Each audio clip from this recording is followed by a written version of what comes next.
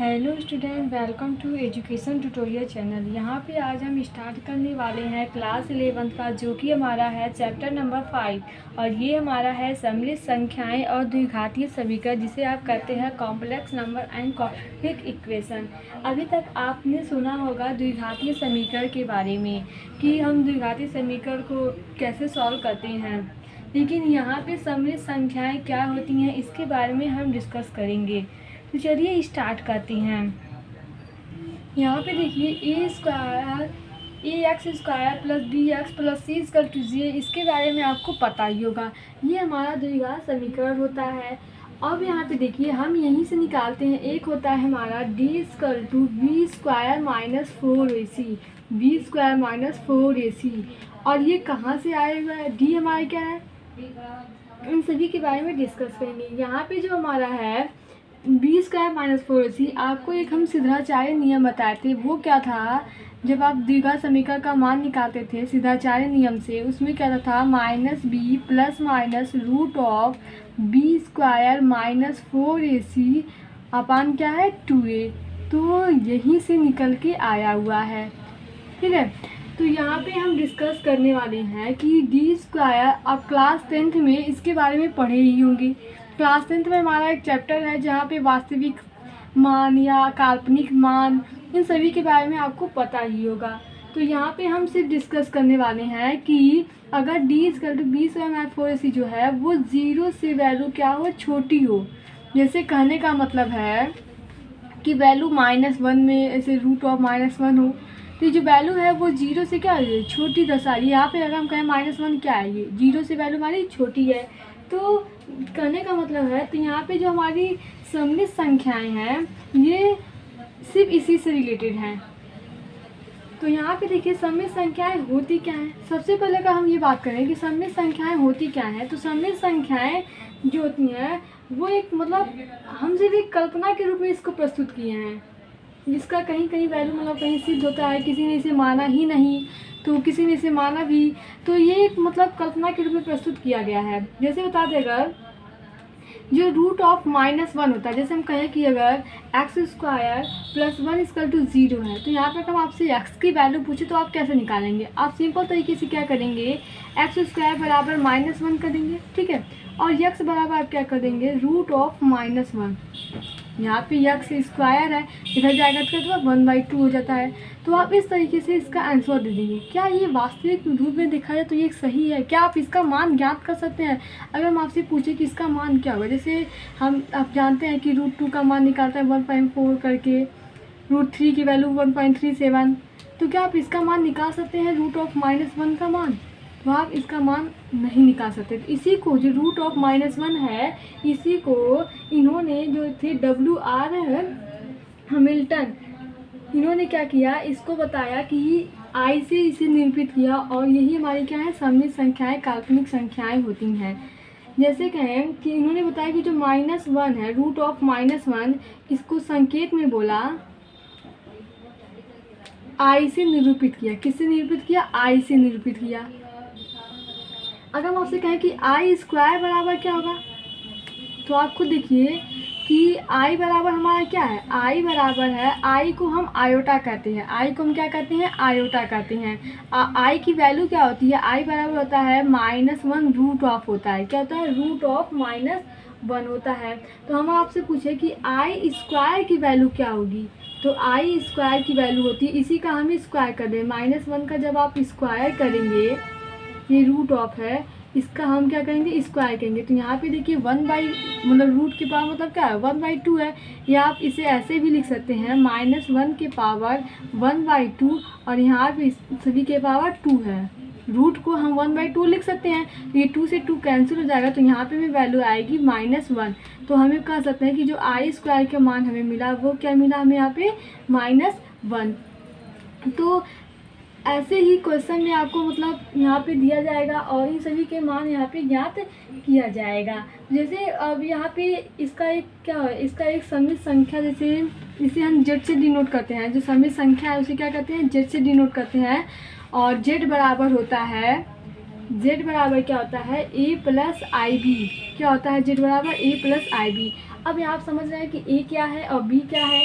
ए हमारा आई, तो हम आपको बता दें कि आई मतलब क्या होता है आयोटा, और आई की वैल्यू क्या होती है, आई की वैल्यू √-1 होती है। क्या होती है, √ मतलब करड़ी में -1 होती है आई की वैल्यू। तो वहाँ पे अगर हम आप पूछें आई², आई की पावर क्यूब, आई की पावर 4, आई की पावर 15, तो इन सभी के मान आप इसी से ज्ञात कर सकते हैं। तो ये आपको पता चला कि आई हमारी क्या है, एक इमेजरी पार्ट होती है आई। ठीक है, अब यहाँ पे हम बताएं आपसे कि z जो समय संख्या z होती है a + ib। यहाँ पे a क्या है और b क्या है। तो a जो हमारी है वो हमारा एक वास्तविक संख्या है।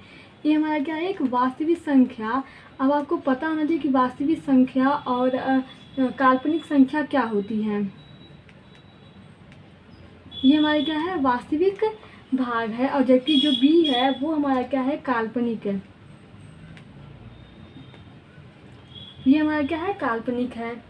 और इसे हम वास्तविक को क्या कहते हैं, रियल। इसे हम कहते हैं रियल इंटीजर, या रियल हम इसे बोल सकते हैं, इस तरीके से डिनोट करते हैं। और इसे कहते हैं इमेजिनरी। इसे हम क्या कहते हैं, इमेजिनरी, और इसे क्या कहते हैं, रियल। जैसे आपको यहाँ पे एग्जाम्पल के रूप में क्या मिलेगा, z दिया रहेगा 5 + 2i। ठीक है, इस फॉर्म में दिया रहेगा, या हम इसे लिखें i × 2 हमारा। तो यहाँ पे जो हमारा 5 है, आपको 5 एक संख्या दिखाई दे, एक वास्तविक संख्या है। जबकि हम जो यहाँ पे b है, b वाला पार्ट 2 है, इसे हम काल्पनिक क्यों बोले, क्योंकि यहाँ पे i जो है इसका यहाँ पे क्या है, * के फॉर्म में, इसलिए यहाँ पे जो b है वो हमारा एक काल्पनिक होगा। जबकि दोनों ही हमारे संख्याएँ हैं, लेकिन i के साथ होने के कारण ये हमारा क्या होगा, ये हमारा काल्पनिक कहलाने लगा।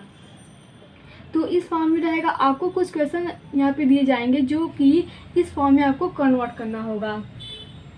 जैसे हम कहें कि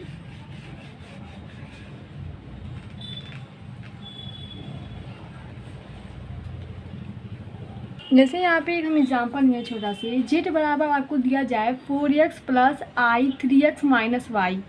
ठीक है, अब हम आपसे पूछे कि यहाँ पे हमारा a क्या है, तो आप कंपेयर कराएंगे तो a हमारा होता है, a हमारा क्या है, जो वास्तविक संख्या है 4x ये। अब यहाँ पे x क्या है ये हमें नहीं पता, लेकिन यहाँ पे a से कंपेयर कराएं तो ये हमारा a बराबर क्या मिला, 4x। अब b बराबर आपसे पूछे तो i में जो भी इंटू होता है, i को छोड़कर जो भी यहाँ पे इंटू होता है वो हमारा क्या होता है, b होता है। तो टोटल हमारा यहाँ पे पार्ट हो गया b। तो आपको यहाँ पे a और b आपको यहाँ पे ज्ञात करने आ गया है। अब हम देखिए यहाँ पे क्या होता है कि ये कंडीशन होती है कि z1, या हम कह सकते हैं कि z बराबर यहाँ पे z लिख सकते हैं। जैसे कहने का मतलब है कि आपको दो संख्याएं इस प्रकार से दी गई, एक संख्या है, और ऐसे ही आपको इक्वल करके यहाँ पे दे दिया जाए कोई और संख्या 3 + i और ब्रैकेट में है -6, ये आपको यहाँ पे दे दिया जाए। ठीक है, अब आपसे पूछा जाए कि x और y की वैल्यू क्या है, तो ये आप यहाँ पे कंपेयर कराइए। जैसे हम यहाँ पे a और b को ज्ञात किए हैं, तो आप इन दोनों में देखेंगे ये जो 4x दिखाई दे रहा है, वास्तविक संख्या को हम वास्तविक संख्या के बराबर लिखेंगे, और जो हमारी काल्पनिक संख्या है उसे हम काल्पनिक संख्या के बराबर लिखेंगे।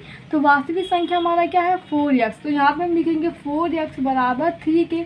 और जो हमारी ये जो हमारी आयोटा है इसे नहीं लेंगे, जो हमारी काल्पनिक संख्या है, काल्पनिक संख्या हमारी क्या है, 3x - y, इसे हम लिखेंगे काल्पनिक संख्या के बराबर, जो कि हमारा क्या है, -6 है। ये नहीं कि आप यहाँ पे माइनस का इंटू करा दें, हमें यहाँ पे वैल्यू प्लस में है तो इसे हम प्लस में से ही लिखेंगे। ये हमारा क्या है, आई में जो भी इंटू होता है वो हमारी क्या होती है, काल्पनिक संख्या होती है। तो यहाँ पे हम काल्पनिक संख्या को लिखेंगे। आपको क्या समझ में आया, आपको समझ में ये आया कि हम वास्तविक संख्या के साथ वास्तविक संख्या का कंपेयर कराएंगे और काल्पनिक संख्या के साथ काल्पनिक संख्या का। ठीक है, अब यहाँ पे हम x की वैल्यू आसानी से ज्ञात कर सकते हैं। यहाँ पे हमारा 3/4 हो गया, जबकि यहाँ पे अगर देखिए हमें y की वैल्यू ज्ञात करना है और x की वैल्यू में 3/4 मिला है, तो हम यहाँ पे x के जगह पे क्या वैल्यू रखें, x के जगह पे हम x की जगह पे हम 3/4 यहाँ पे रख दें, तो हमें y की वैल्यू आसानी से ज्ञात हो सकती है। तो जब आप इसे सॉल्व करेंगे तो ये हमारा क्या हो जाएगा, यहाँ पे -y बराबर हो जाएगा -6 से -9/4। और इसे जब आप सॉल्व करेंगे तो ये वैल्यू हमें आएगी, मतलब प्राप्त होगी -y = -33/4। और यहाँ पे हमारा क्या हो जाएगा, माइनस से माइनस कैंसिल, तो y की वैल्यू जो हमें मिल गई यहाँ पे ये आ गई 33/4। यही हमारा क्या होगा, x और y का यहाँ पे मान हो गया। तो तो आपसे कभी एक्स और वाई की वैल्यू पूछ सकता है। तो आपको अगर एक्स वाई की मतलब कोई भी दिया रहा है, बस आप इतना देखिए, हमें वास्तविक संख्या का वास्तविक संख्या के साथ कंपेयर कराना है और काल्पनिक संख्या का काल्पनिक के साथ कंपेयर कराना है, बस आप इतना ध्यान रखिए। अब आप सोचेंगे कहीं क्वेश्चन में ऐसा हो जाए कि यहाँ पे आपको ये दिया ही ना हो, सिर्फ इतना दिया रहे, मतलब उसमें अगर हम कहें कि वास्तविक संख्या नहीं दिया है, सिर्फ काल्पनिक ऐसे करके दिया है, तब आप कैसे यहाँ पे एक्स की वैल्यू ज्ञात करेंगे। तो आपको कुछ नहीं करना, आपको क्या करना है, हम यहाँ पे 0 प्लस लिख सकते हैं, क्योंकि हमें इस फॉर्म में पहले कन्वर्ट करेंगे। जब तक आप इस फॉर्म में नहीं बनाएंगे तब तक हम इसे कंपेयर कैसे करा सकते हैं।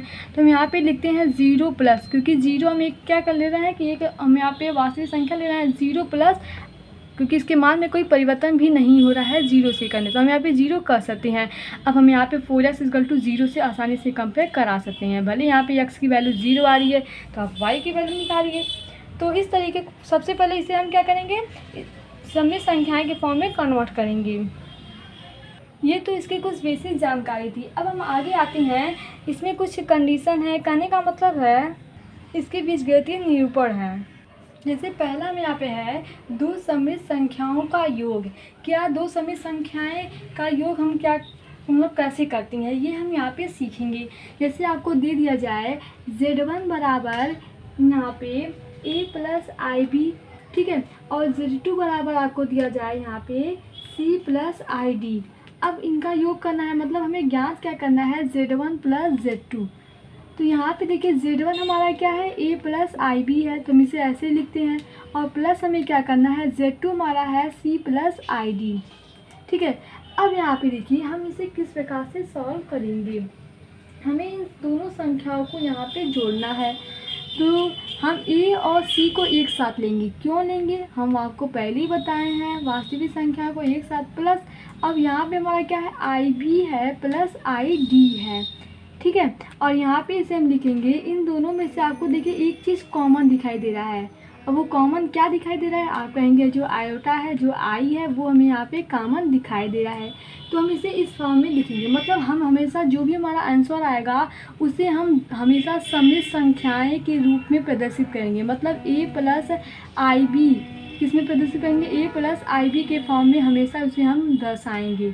जो भी मान आए, अगर यहाँ पे आपका 5 भी मान आ रहा है तो हम सीधे 5 आंसर नहीं लिखेंगे, यहाँ पे लिखेंगे हम 5 + i × 0, ये हम इस तरीके से दर्शाएंगे, ठीक है, हमेशा एक सममित संख्या के रूप में। तो इस प्रकार से हम यहाँ पे जोड़ इसका करते हैं। अब देखिए क्या हम ये कर सकते हैं कि हमेशा सममित संख्याओं का योग करने पे हमें एक सममित संख्या प्राप्त होता है। तो चलिए इसे देखते हैं कि क्या हमें हमेशा सममित संख्या का योग करेंगे तो क्या एक सममित संख्या प्राप्त होगा। आप कहेंगे हाँ ये हमेशा सही है। तो यहाँ पे एग्जाम्पल के जरिए हम चेक करते हैं कि क्या हमें सममित संख्या प्राप्त होता है। आपको z बराबर यहाँ पे मान लीजिए, जैसे आप कुछ भी ले सकते हैं, z बराबर हम ले सकते हैं, थोड़ी हम छोटी वैल्यू लेते हैं, तो यहाँ पे हम z बराबर ले सकते हैं 1 + 2i, ठीक है, z1 बराबर, और z2 बराबर लेते हैं यहाँ पे हम 2 + 3i। अब हमें इसका क्या निकालना है, z1 + z2 निकालना है, और चेक करना है क्या हमें एक सममित संख्या प्राप्त होती है कि नहीं, मतलब दो सममित संख्याओं का योग हमें एक सममित संख्या मिलता है, ठीक है। इस चीज़ को हम यहाँ पे प्रूव कर रहे हैं। तो आपको z1 की जगह पे क्या लिखना है, 1 + 2i, प्लस z2 की जगह पे हमें लिखना है 2 + 3i। आप कुछ भी एग्जाम्पल लेके यहाँ पे मान सकते हैं, हम आपको समझाने के लिए एक छोटा सा एग्जाम्पल लिए हैं।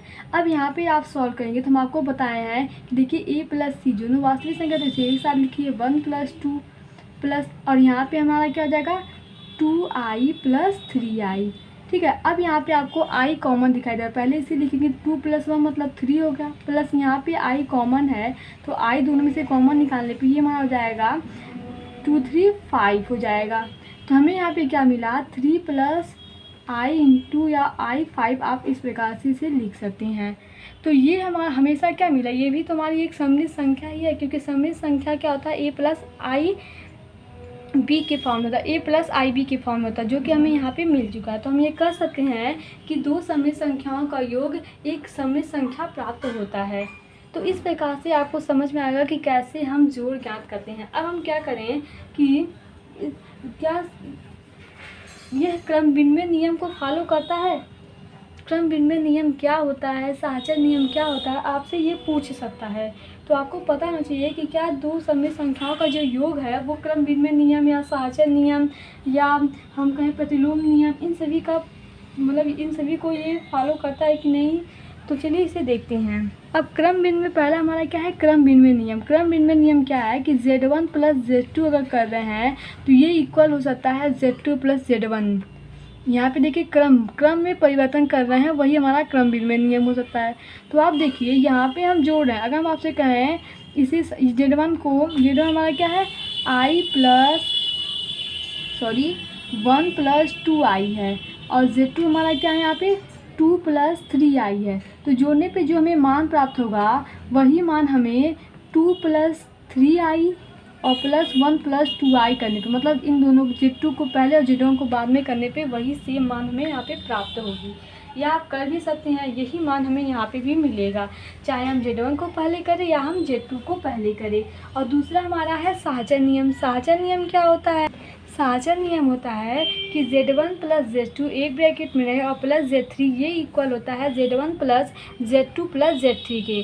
क्योंकि यहाँ पे देखिए हम इन तीनों को अगर जोड़ेंगे, क्योंकि यहाँ पे इंटू नहीं है, ये सभी प्लस में, तीनों को जोड़ेंगे तो जो मान हमें यहाँ पे प्राप्त होगा और इसको हम इस प्रकार से लिखें, इसको पहले लिखें, इसको बाद में, और इन तीनों को जोड़ेंगे तो भी हमें मान यहाँ पे इस प्रकार से प्राप्त हो। दोनों मान हमारे यहाँ पे क्या होंगे, दोनों मान बराबर होंगे।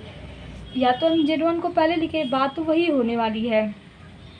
आप इसे एग्जाम्पल से भी कर सकते हैं। ये हमारा होता है साहचर्य नियम। साहचर्य नियम बस आप इतना जानिए कि साहचर्य नियम क्या होता है, ये जो Z1 plus Z2 plus Z3 ये इक्वल होता है Z1 प्लस ब्रैकेट में Z2 प्लस Z3 के। और ये हमारा क्रम विनिमय नियम, साहचर्य नियम। और योगात्मक तत्सम नियम क्या होता है, योगात्मक तत्सम नियम होता है कि Z में अगर हम प्लस 0 करते हैं तो वैल्यू हमेशा हमें Z ही प्राप्त होगी। कहने का मतलब ये समित संख्या में अगर हम 0 से 0 ऐड करते हैं तो वैल्यू हमेशा हमें समित संख्या ही प्राप्त, मतलब वही संख्या, स्वयं वही संख्या ही प्राप्त होती है। कहने मतलब है Z की जगह पे आप कुछ भी रखें, Z की जगह पे अगर हम रखते हैं 1 प्लस 2i, ठीक है, और इसमें हम 0 ऐड करते हैं तो वैल्यू हमें क्या प्राप्त होगी, 1 प्लस 2i। देखिए सेम वही संख्या हमें प्राप्त होगी जो हम यहाँ पे लिए हैं। तो ये हमारा होता है योगात्मक तत्समक नियम, ये हमारा होता है, ये हमारा साहचर्य नियम और ये क्रम विनिमय। एक होता है योगात्मक प्रतिलोम नियम। उसमें क्या होता है, उसमें होता है कि अगर हम Z में प्लस माइनस Z करें, मतलब इसी का प्रतिलोम उल्टा करें, तो ये वैल्यू हमेशा हमें 0 ही प्राप्त होगी। जैसे Z की जगह पे अगर आप 1 प्लस 2i रखेंगे और माइनस Z की जगह पे -1 माइनस 2i रखेंगे तो दोनों वैल्यू कट जाएगी और हमेशा क्या मिलेगा, हमें यहाँ पे 0 मिल जाएगा। तो ये हमारा योगात्मक प्रतिलोम नियम होता है, जो कि आपको पहले से ही पता होगा। ये सभी बेसिक जानकारी है, आप क्लास 8 से क्रम विनिमय, साहचर्य, इन सभी के बारे में सीखते चले आ रहे हैं। तो आपसे एक नंबर में क्वेश्चन, मतलब एक 1 लाइन में पूछ सकता है, क्या जो समित संख्याएं होती हैं वह क्रम विनिमय नियम को मतलब फॉलो करती हैं कि नहीं। तो आप वहाँ पे कर सकते हैं, हाँ फॉलो करती हैं।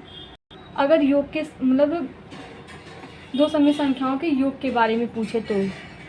अब यहाँ पे हम जानेंगे दो समित संख्याओं का घटाना कैसे होता है।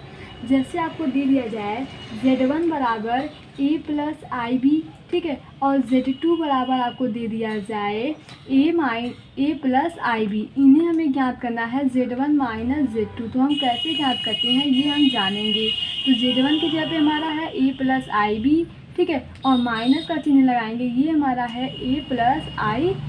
यहाँ पे देखिए दोनों सेम होगा, यहाँ पे हम अलग लेते हैं, ये हमारा C होगा, ये हमारा D हो गया। तो ये हमारा C हो जाएगा और ये हमारा क्या हो जाएगा, D हो जाएगा।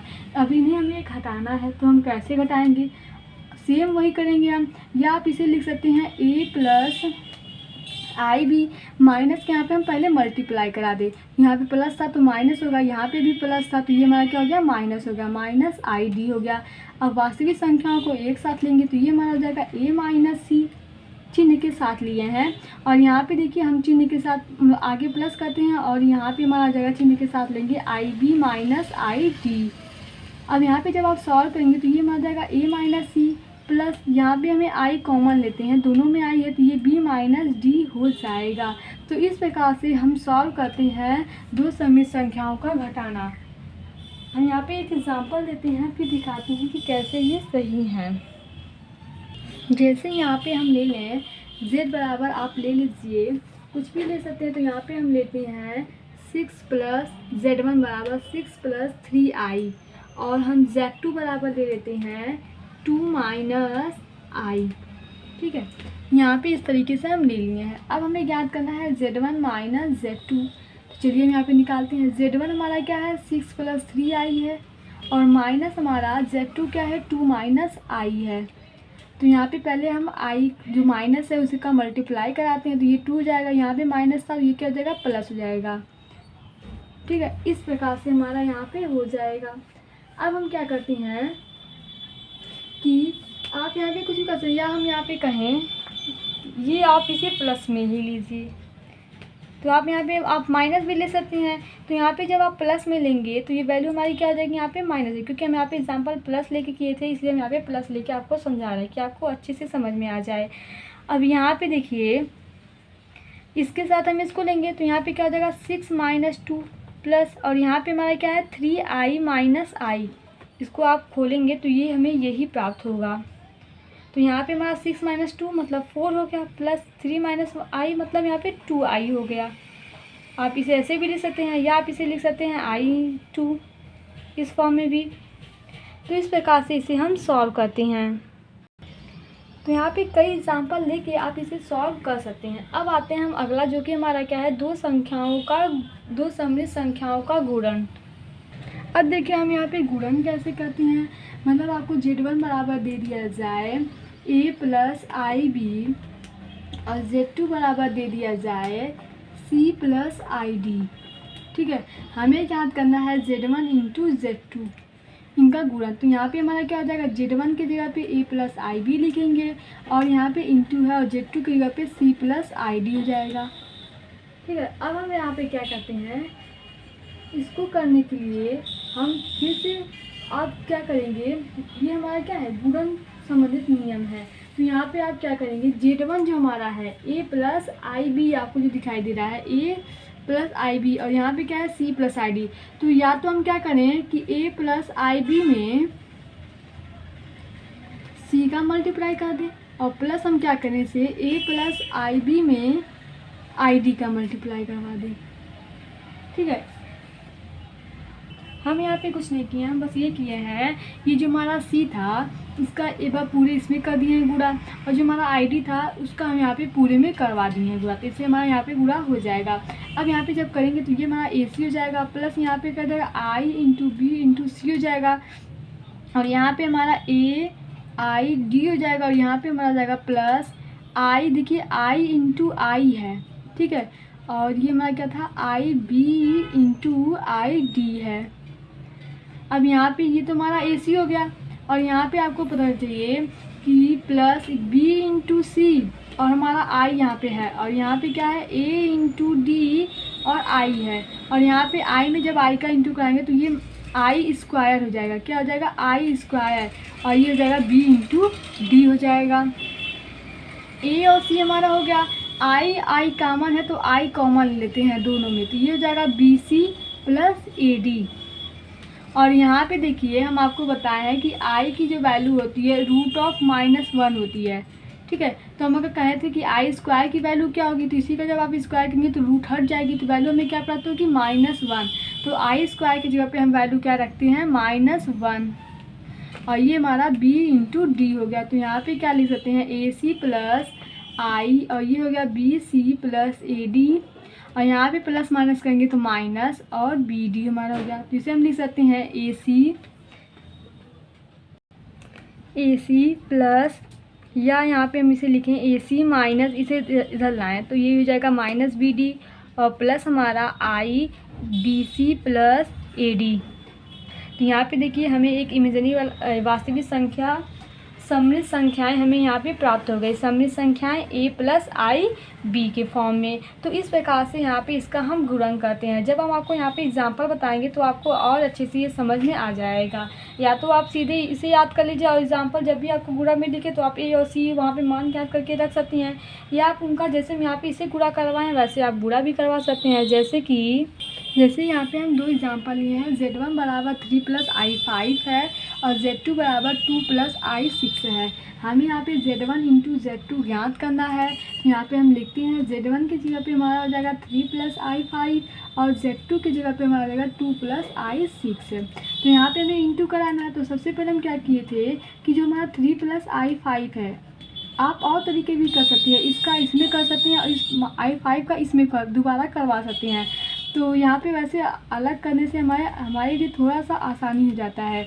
और यहाँ पे हमारा क्या है 3 + I5 है, तो यहाँ पे हम क्या लिखते हैं I6 है। ये संख्या 2 a इसमें हो गया, प्लस I6 से a इसमें हो गया। अब यहाँ पे इंटू कराएंगे तो ये जाएगा 6 प्लस यहाँ पे I × 10 और ये हमारा हो जाएगा, यहाँ पे जब हम कराएंगे तो 18I और यहाँ पे क्या आ जाएगा प्लस I² 30। ठीक है, अब यहाँ पे हम क्या लिख सकते हैं 6 प्लस, इसमें से हम I कॉमन ले सकते हैं तो ये जाएगा 10 + 18। ठीक है, और यहाँ पे I² की वैल्यू -1 होती है तो -1 यहाँ पे रखते हैं। आपको ये वैल्यू ज्ञात करनी होगी कि I² की वैल्यू क्या होती है -1 होती है और प्लस से माइनस में करेंगे तो वैल्यू माइनस हो जाएगी। तो यहाँ पे हमें क्या मिला, ये तो 1 से इंटू कराएंगे तो 1 ही आएगी, मतलब 30 ही आएगी वैल्यू। तो ये हो जाएगा 6 - 30 और यहाँ पे हो जाएगा प्लस I, ये हो जाएगा हमारा 10 और 18 यहाँ पे हो जाएगा 28। और यहाँ पे जब आप घटाएंगे तो ये जाएगा हमारा -24 और प्लस I 28 हो गया। तो ये हमारा यहाँ पे इस तरीके से वैल्यू ज्ञात करते हैं। तो आपको समझ आएगा कि कैसे हम गुणा करवाते हैं। आप डायरेक्ट भी कर सकते हैं, यहाँ पे 3 का 2 में, फिर 3 का इसमें, फिर ऐसे करके। तो आप सीधे भी लिख सकते हैं ये स्टेप, या आप ऐसे लिखने के बाद ये करें तो आपको मतलब गलती होने के चांस बहुत कम होंगे। तो ये हमारा गुणन था। ऐसे ही हम भाग वाला करते हैं। अब देखिए यहाँ पे भाग कैसे करते हैं। जैसे हम आपसे कहेंगे Z1 बराबर आपको दिया जाए A + IB और Z2 बराबर C + ID के फॉर्म में। तो Z1/Z2 हमारा क्या हो जाएगा, तो Z1/A + IB और अपान हमारा Z2 के जगह पे क्या लिखेंगे C + ID। अब यहाँ पे हमें इसका भाग देना है तो इसे हम और क्या लिख सकते हैं, इसे हम लिख सकते हैं यहाँ पे A + IB, ठीक है, इंटू 1/C + ID। आपको समझ में आ रहा होगा। यहाँ पे हम क्या किए हैं, A + IB तो हमारा अलग हो गया और 1/C + ID, बात हमारी वही है। ठीक है, अब हम निकालने की, ये हमारा क्या हो गया Z1 और यहाँ पे इंटू का चिन्ह है और ये हमारा क्या हो गया Z2। भले Z2 हमारा बटे में है तो यहाँ पे Z1 × Z2 का फिर वही प्रोसेस करके हम इसे सॉल्व कर सकते हैं। जैसे हम यहाँ पे एग्जांपल लेते हैं तो एग्जांपल हम Z1 बराबर लेते हैं 1 + 2I और Z2 बराबर लेते हैं 2 + 1I।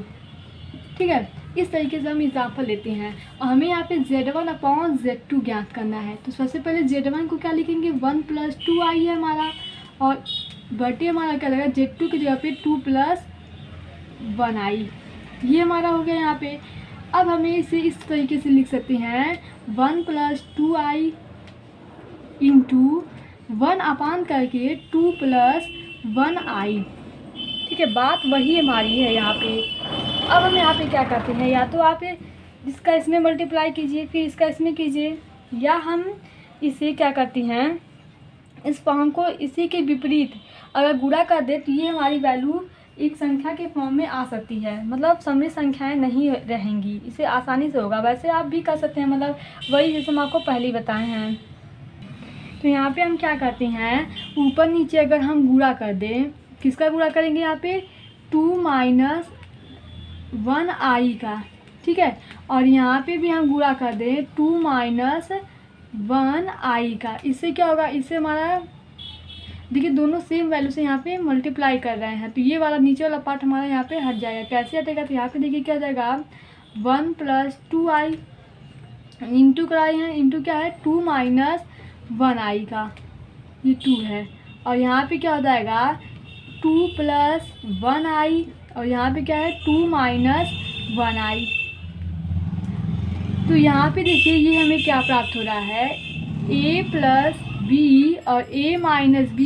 आपको पता होगा जब इसका हम मल्टीप्लाई कराते हैं तो ये आता है A² - B² के। ठीक है, तो क्या हम इसके जगह पे ए के जगह पे हमारा क्या है यहाँ पे 2 है और बी की जगह पे हमारा 1i है। तो यहाँ पे 2 का स्क्वायर करेंगे और प्लस कर देते हैं 1i का स्क्वायर। देखिए प्लस नहीं होता है माइनस होता है, आपको पता ही होगा। ये 2 का स्क्वायर और माइनस ए प्लस बी ए माइनस बी ए स्क्वायर माइनस बी स्क्वायर, ये 1i का होल स्क्वायर होगा। और यहाँ पे आप इसे सॉल्व कर सकते हैं, या तो आप इसे ऐसे ही रहने दें या तो आप इसे सॉल्व कर दें यहाँ पे, या हम इसे बाद में करते हैं। ये हमारा क्या है 1 + 2i और यहाँ पे 2 - 1i है। तो यहाँ पे देखिए हमें क्या मिल रहा है 4 हो गया ये हमारा। और यहाँ पे क्या है 1 का स्क्वायर मतलब 1 ही होगा। i का स्क्वायर करेंगे, i का स्क्वायर क्या होता है -1 होता है। तो -1 यहाँ पे आ गया, तो -1 माइनस माइनस तो ये हमारा क्या हो जाएगा यहाँ पे प्लस हो जाएगा। तो 4 प्लस हमारा 1 हो जाएगा, जिसे हम लिख सकते हैं 5। तो ये हमारा इधर हो गया 5 और ऊपर हमारा हो जाएगा 1 + 2i 2 - 1i। तो यहाँ पे हमें अब इसका गुणा कराना है, जो कि हम पहले ही आपको बताएं कि कैसे करते हैं। या आप इसे लिख सकते हैं 1/5 को हम साइड में लिखें और यहाँ पे क्या है 1 + 2i और ये हमारा 2 - 1i। इन दोनों का हम बस इसमें क्या करते हैं मल्टीप्लाई करवा देते हैं। तो यहाँ पे जब हम मल्टीप्लाई इसका करवाएंगे तो ये हमारा हो जाएगा 1/5 तो ऐसे ही रहेगा। यहाँ पे देखिए 2 का पहले 2 प्लस इसमें होगा तो 2 यहाँ पे 2 4i और ये हमारा इसमें कराएंगे तो -1i और ये हो जाएगा तो -2i स्क्वायर हो जाएगा। आप सब करवा लीजिएगा तो वैल्यू हमें वही प्राप्त होगी। यहाँ पे हम इसे सॉल्व करते हैं, 2 तो हमारा वैसे ही रह जाएगा। यहाँ पे क्या है 4i - i तो ये हो जाएगा हमारा प्लस का 3i और यहाँ पे क्या है i स्क्वायर की जगह पे -1 रखेंगे तो ये वैल्यू प्लस में 2 हो जाएगी, प्लस में 2 हो जाएगी यहाँ पे। तो जब आप इसे सॉल्व करेंगे तो ये वैल्यू आएगी 1/5 2 + 2 मतलब 4 + 3i। अब आप तो ऐसे आंसर देंगे नहीं, तो आपका आंसर क्या हो जाएगा 4/5 + 3i/5। इस तरीके से हमारा ये क्या होगा आंसर हो गया। तो ऐसे हम यहाँ पे सॉल्व करते हैं, मतलब जो भाग वाला है उसे हम गुणा के रूप में कन्वर्ट करते हैं 1/, करके वो हमारा भाग वाला है वो गुणा के रूप में हो जाएगा। आई होप आपको जो भी हम आप बताए हैं सभी संख्याओं का जोड़ घटाना गुणा भाग उसकी बेसिक जानकारी इन सभी के बारे में समझ में आया हो।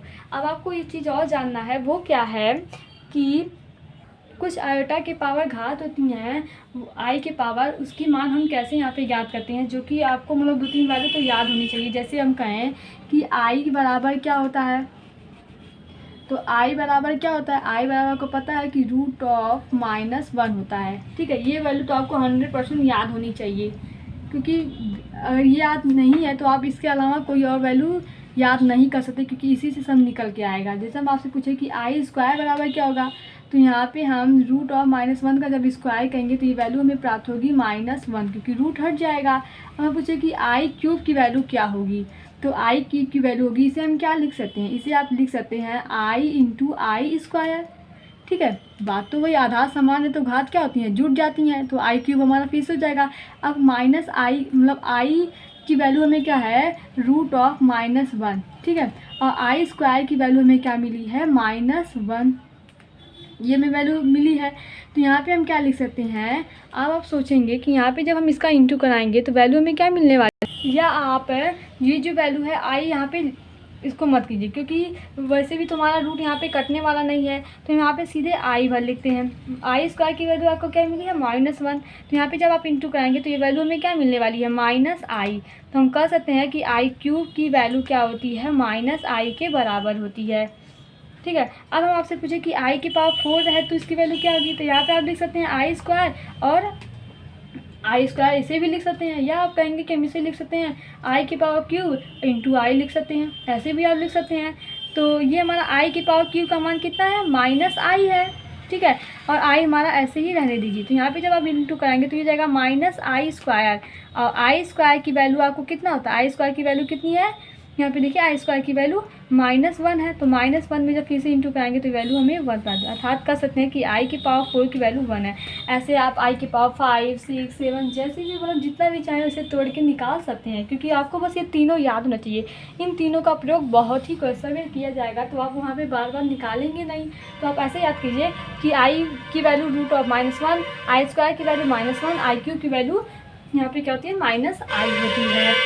अगला जो हमारा टॉपिक है, इससे रिलेटेड कुछ इम्पॉर्टेंट क्वेश्चन हैं जो कि हम आपको नेक्स्ट वीडियो में बताएंगे। तो चैनल को सब्सक्राइब कीजिए, लाइक कीजिए, शेयर कीजिए, जिससे आपके पास नोटिफिकेशन पहुंचता रहे। Thank you watching my this video.